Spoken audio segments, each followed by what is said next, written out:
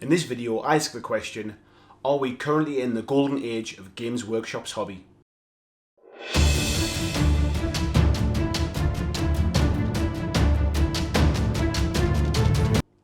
Hi folks, welcome back to the channel.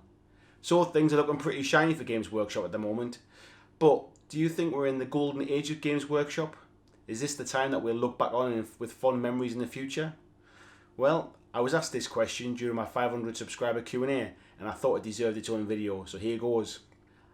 I thought in order to answer the question I would break it down into 3 different sections. So we'll start first of all with the miniatures and the models. From Games Workshop's early beginnings in 1979 with Citadel miniatures, they've continued to go from strength to strength. They've not only improved the quality of their own models, but they've stayed ahead of the market and dragged everybody else with them. The quality of the sculpts has never really been in question. However, when it comes to the miniatures, the move to plastics really saw a jump forward. It's seen their kits become even more elaborate and detailed, and it's firmly put them at the top of the pile. Of course, other miniature companies also make some fantastic sculpts too, but it has to be said, Games Workshop is firmly number one. So taking cost aside, and let's not speak about the age of Finecast, it's hard to see where Games Workshop can improve upon their already fantastic miniatures. After the destruction of Warhammer Fantasy Battles, many saw Games Workshop's demise as only a matter of time. X-Wing had become the most popular tabletop game, knocking the Nottingham-based guys off their throne. Players were leaving Warhammer Fantasy and Age of Sigmar in their droves. Even Warhammer 40,000's 7th edition rule set was starting to get a little bit of criticism for being bloated. If it hadn't been for the rich history of the 41st millennium and those fantastic models that we've already discussed, I think it might have been lights out for those guys. However, fast forward 2 years and we're in a very different position now. Age of Sigmar continues to go from strength to strength. Numbers of players are climbing all the time and the tournament scene is really beginning to kick off.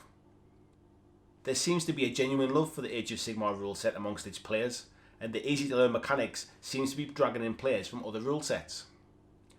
Warhammer 40,000 is about to enter its 8th edition and it's learning some rules from its Age of Sigmar cousin, and there seems to be a genuine excitement amongst Warhammer 40,000 players ready for the new rules.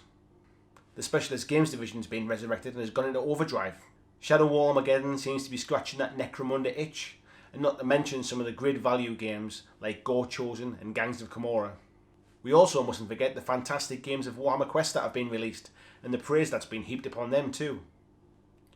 The future looks bright with Shadespire looking to pick up the X-Wing crowd, and the skirmish version of Age of Sigmar is also on the horizon. So on to Games Workshop itself. It's not so long ago that Games Workshop were accused of squeezing the independents out of business, stopping sales of GW product from the UK into overseas markets, cease and desist letters to anyone using GW images on their web stores, the Beasts of War legal letters about leaked images, and also a real closed-door approach to social media. These days it's very different. We have Warhammer TV. Here the GW guys are really trying to embrace technology, the community, and enter into the digital age. In Rob, the community manager, they have a real genuine hobbyist face to it all, rather than a corporate suit. The Warhammer community site and the forums are constantly updated, and the way they've been rolling out information ready for 8th edition of Warhammer 40k has got even non-players excited to see what they're going to do with this game. The way they've handled the relationship with the creator of Scroll Builder, even though they have a subscription-based service for Age of Sigmar themselves, has really been a refreshing change. They're attending conventions, they're reaching out to the tournament crowd, and they're even poking fun at themselves along the way. White Dwarf has recently made a return to its former glory, and is no longer a £5 catalogue. For all of these reasons and many more I've probably missed, I honestly believe we're in the golden age of Games Workshop. When we're old and grey, or in some of our cases a little bit older and a little bit less hair, we'll look back on this time as the good old days of Games Workshop, so we really have to appreciate it while it lasts. Everything goes in cycles, and we should stop and appreciate while we're on the way up, because we'll all take to the internet and rant when we're on the way down.